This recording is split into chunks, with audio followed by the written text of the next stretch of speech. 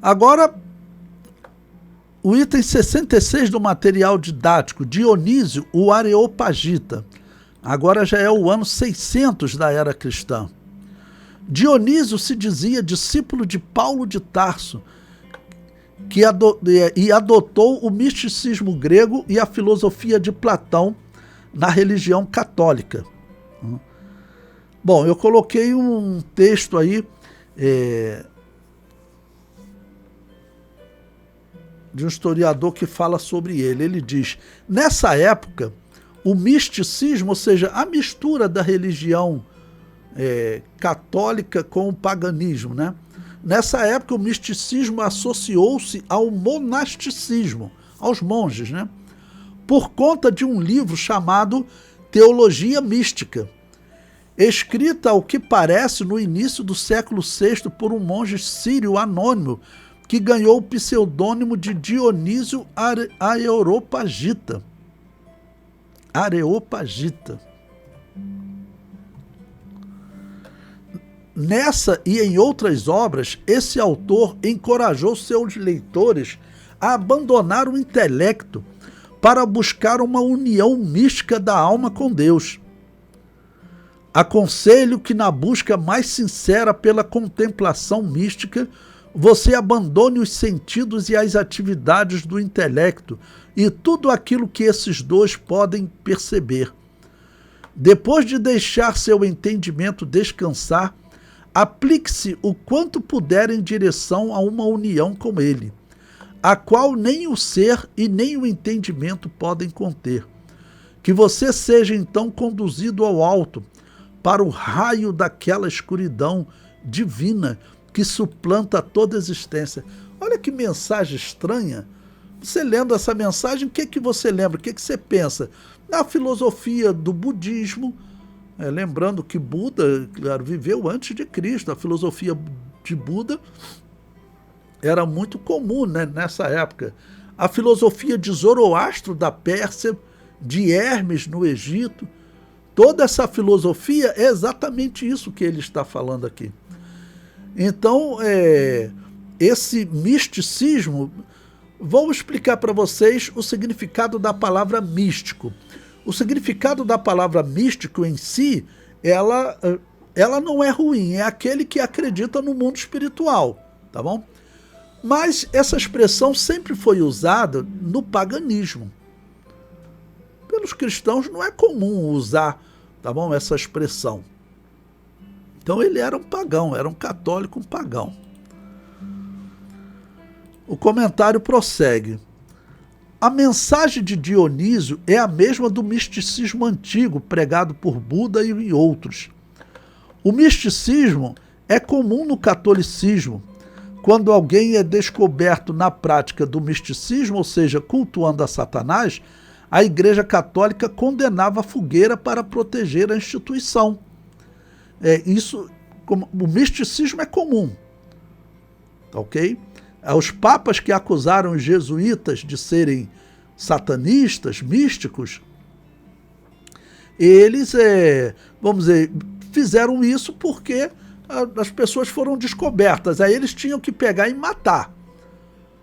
Mas o misticismo é comum no catolicismo. O misticismo, desde Constantino, era uma prática normal do catolicismo e continua sendo até os dias atuais. Essa religião de invocação ao mundo dos mortos é organizada pelo misticismo antigo, que a Bíblia chama de religião da Babilônia, ou ainda religião de Baal. A obra de Dionísio foi adotada pelos inquisidores franciscanos e dominicanos nos anos 1300, ou seja, vocês sabem que os dominicanos e os franciscanos, eles são os grandes matadores de cristãos. Cristãos como nós, eles torturavam, tá bom? Tentando fazer a pessoa confessar que era adorador de Satanás e depois matava. Então, faz sentido esses espíritas, né? Esses pagãos adotarem essa obra pagã.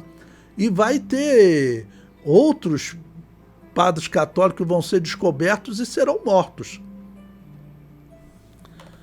vai ter um dos exemplos que eu vou contar para vocês na história, vai ter uma católica, até aconselho vocês, está passando um documentário sobre ela no canal History H2, chamado Guerra dos Tronos, que é guerra entre tronos católicos. Não?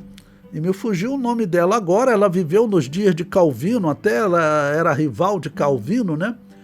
E ela tinha um quarto no palácio dela, um quarto reservado para um bruxo. Ela foi até acusada de ter sacrificado uma criança judia. O sacrifício da criança judia nunca foi provado, mas que ela tinha um quarto para um satanista, isso é verdade. Depois eu vou lembrar o nome dela, vou colocar lá no grupo para vocês. E no documentário que estava vendo ontem ainda citou o nome dela. A obra de Dionísio foi adotada pelos inquisidores franciscano e dominicano nos anos 1300. Dionísio, na sua mensagem filosófica pagã, utiliza termos nada comuns no cristianismo. Ele chama Tiago de irmão de Deus. Jesus Cristo é chamado de Pai de Deus. Afirma que Maria é um corpo gerador de vida. Os milagres de Jesus ele chama de energia encarnada. Ou seja, tudo isso é obra do misticismo, né? Dionísio descreve o conhecimento de Deus de forma filosófica. Eu diria, gnóstica, né?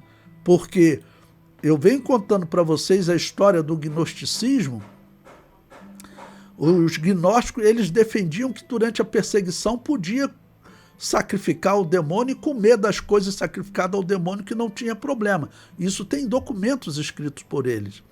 E como a Igreja Católica foi organizada por bispos que durante a perseguição de Diocleciano eles adoraram o demônio, entre eles Eusébio de Cesareia, ou seja, eles se tornaram gnósticos.